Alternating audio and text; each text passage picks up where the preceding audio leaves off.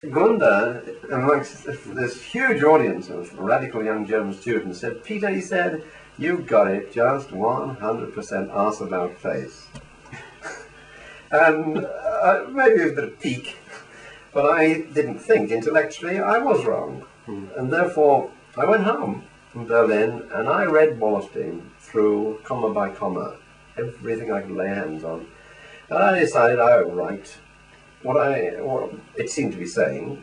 It's quite difficult to grasp him, actually. And write a critique of it, what I thought was wrong with it. And I did that and published it in the Socialist Register. It's interesting. Minimal response.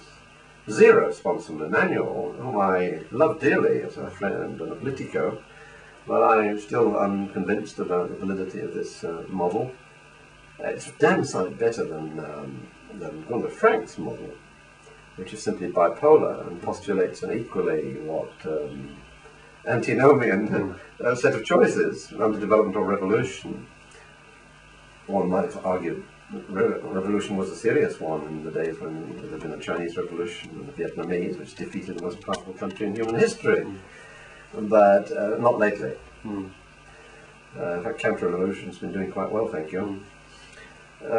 So Wallerstein's model is much better insofar as it has core, the unit building blocks, core, periphery, but also semi-periphery. And it recognizes the possibility of transition from one status to another. Now, getting back to that pollution in Mexico City and Rio, I'd also been to Hong Kong, and have been again recently, absolutely shattered at the transformation in 16 years. You've got to ask yourself the question, is this the third world anymore? And I don't think it is in Hong Kong, of course not. But there are a lot of countries which are also labelled nowadays newly industrializing.